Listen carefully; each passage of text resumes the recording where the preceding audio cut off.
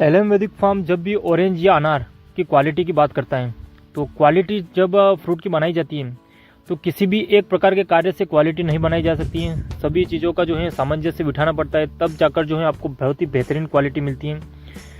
तो आप देख सकते हैं कि ऑरेंज में जो है अभी सभी कल्चर जो हमने दिए तो कल्चर देने के बाद जो है जब भी हम नियमानुसार ड्रिप चलाते हैं तो ड्रिप में भी हमारे जो कल्चर हैं वो निरंतर जाते रहते हैं। तो जब भी हम कोई भी खुला पानी देते हैं या ड्रिप के माध्यम से पानी देते हैं तो सिर्फ पानी जो है वो नहीं जाता है, उसके साथ कुछ न कुछ न्यूट्रिएंट अवश्य जाता है।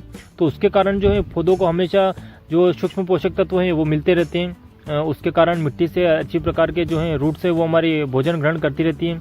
तो जो बैक्टीरिया का जो खेल है, अगर जीवाणुओं को आपने अच्छी मात्रा में बगीचे में दिया तो उसका बेनिफिट आपको अवश्य मिलता है। तो इतने सारे कल्चर लगभग हमने गिने तो लगभग 10 के लगभग जो कल्चर हैं अभी वर्तमान में हम बगीचों में दे रहे हैं, चाहे वो अनार बगीचा हो या ऑरेंज बगीचा हो। 10 कल्चर, 10 अलग प्रकार के जीवाणु, चाहे उनमें कुछ सेम जीवाणु भी रहते हैं और सभी लगभग सेम रहते हैं, लेकिन हम फिर भी 10 प्रकार के जो जीवाणु हैं उनकी प्रक्रिया अलग अलग है, अलग तरीके से बनते हैं, लेकिन हम सभी जो जीवाणु हैं उनको दे रहे हैं। तो जीवाणुव्रत के साथ भी दे रहे हैं, सब मिक्स करके भी दे रहे हैं और अलग अलग तरीके से कुछ हमारे जो प्रयोग है वो भी हम कर रहे हैं। तो इस कारण ऑरेंज बगीचा हो या अनार बगीचा हो, उसमें वो सब तरफ जो है जीवाणुओं की संख्या है वो बहुत ही ज़्यादा हमने जो है पौधे के आसपास रख रखी है। पोषण देने के बगीचे में कई तरीके होते हैं, लेकिन जितना हो सके, जितना हमें समय मिले उतना हम जो है जीवाणुओं का पोषण दें। तो उसके कारण बगीचे की जो सेल्फ लाइफ है वो बहुत इम्प्रूव होती है और लंबे समय तक हमारा बाग जो है बिल्कुल हेल्दी खड़ा रहता है और उस पर फल की क्वालिटी से लगाकर क्वांटिटी वो बहुत ही अच्छी आती है। तो ये तभी संभव है जब पौधे को प्राकृतिक तौर पर पोषण मिल रहा है। अगर हम ज़बरदस्ती उसको जो है कुछ भी ज़्यादा और वाली चीज़ देंगे तो उसके कारण एक समय बाद तो आपको जो है बहुत ही ज़्यादा नुकसान होगा। उस समय के लिए तो आपको बहुत बेहतरीन लगेगा, लेकिन एक समय ऐसा आएगा कि उसका विपरीत परिणाम भी आपको मिलेगा। तो इसी कारण जो प्राकृतिक पोषण होता है वो नियमानुसार होता है, धीरे धीरे उसको मिलता है, तो उसकी जो है सेल्फ लाइफ बढ़ती है और बहुत ही बेहतरीन हमारा बाग जो है लंबे समय तक बिल्कुल हेल्दी खड़ा रहता है। अगर हम अभी माने तो सबसे पहले हम शुरुआत करते हैं जीवामृत से। तो जीवामृत हमारा लगातार जारी रहा है, तो वीडियो के माध्यम से भी हमने जीवामृत के क्या फ़ायदे हैं वो भी आपको बताएं। तो जीवामृत के बाद आता है हमारा डीकेसी का ट्राइकोडर्मा, डीकेसी का माइकोराइजा, डीकेसी का एनपीके, डीकेसी का एनडब्ल्यूडीसी कवच और ओडब्ल्यूडीसी। अब आते हैं हम कपास की खल में, और उसके बाद 2 तरह के और जो जीवामृत हैं वो भी हमारे पास हैं, तो उसके बारे में भी हम आने वाले समय में आपको बताएंगे। और कुछ बैक्टीरिया जो हैं वो भी हमने बनाए हैं। और उसके बाद राख के द्वारा जो फर्टिलाइज़र तैयार किया हमने तो वो भी हमने आपको बताया। और गुड़, सिर्फ नॉर्मल हम गुड़ भी चला देते हैं कई बार। तो ऐसे करके बहुत सारे जो हैं कल्चर हम दे रहे हैं।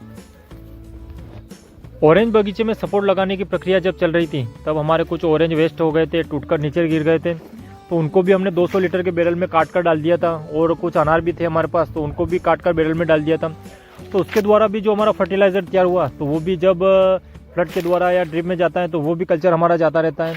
और जैसे जैसे जो ऑरेंज वेस्ट होता रहता है और अनार भी वेस्ट होता है तो उसको भी हम काट कर बैरल में डालते रहते हैं, तो वो फर्टिलाइज़र हमेशा हमारा बनता रहता है। तो इस प्रकार के कई जो हैं कल्चर हम देते जा रहे हैं और उसका रिजल्ट जो है वो बहुत बेहतरीन हमें मिलेगा, क्योंकि पहले भी हमें मिला हुआ है। पौधे में जब ज़्यादा फल रहता है तो सारे पोषक तत्व जो हैं पौधे में से ख़त्म हो जाते हैं और फिर वो ज़मीन के माध्यम से जो है लेने का प्रयास करता है, और हम ज़मीन से कुछ भी उसको नहीं देंगे तो हमारा पौधा ख़राब हो जाएगा, बगीचे की हेल्थ तो पूरी ख़त्म हो जाएगी।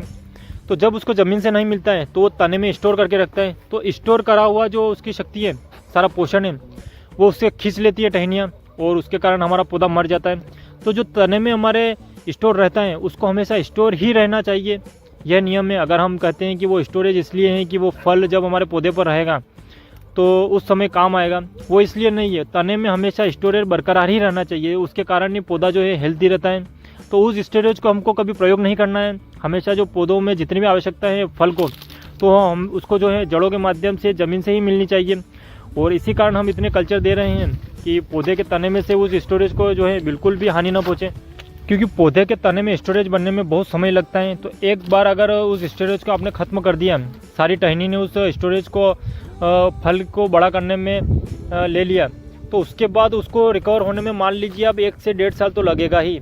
उससे पहले आप कितना भी पोषण दे देंगे वो रिकवर नहीं होगा, क्योंकि स्टोरेज बनने में बहुत समय लगता है और सारा स्टोरेज खत्म हो जाता है। इसी कारण बहुत बार जो है पौधों की स्थिति बिल्कुल ख़राब हो जाती है, तो उसके बाद रिकवर होने में बहुत समय लगता है। इस कारण वो स्टोरेज को हमेशा बरकरार रखें। इसके बाद सबसे महत्वपूर्ण आता है कि सारी चीज़ें तो आपने सही से की, लेकिन जब फल परिपक्व हो जाता है तो समय पर पौधों पर से उसकी हार्वेस्टिंग की जाए। कई बार जो है हम लंबे समय तक पौधों पर जो है फल को रहने देते हैं, तो उसका दुष्परिणाम तो आपको बहुत ही ज़्यादा मिलेगा, क्योंकि पौधा जो है एक समय बाद जो है बहुत ही ज़्यादा स्ट्रेस में चला जाता है। तो समय पर हार्वेस्टिंग जो है वो बहुत ही ज़रूरी है। अगर आप समय पर हार्वेस्टिंग नहीं कर रहे हैं तो समय समय पर उसको पानी मिलना और न्यूट्रिएंट मिलना बहुत ही आवश्यक हो जाता है। और जब समर आता है तो गर्मी के दिनों में जो है बहुत ही ज़्यादा पौधा स्ट्रेस में चला जाता है, तो समय से पहले हार्वेस्टिंग वो तो सबसे महत्वपूर्ण है। ऑरेंज बगीचे की अगर हम बात करें तो उसको स्ट्रेस भी ज़रूरी है और रेस्ट भी ज़रूरी है, और साथ में नियमानुसार उसको फिर एक समय बाद पोषण भी ज़रूरी है। तो ये सारी चीज़ें जब अच्छी होती हैं तभी जो हमारा फल है वो बहुत ही बेहतरीन रहता है।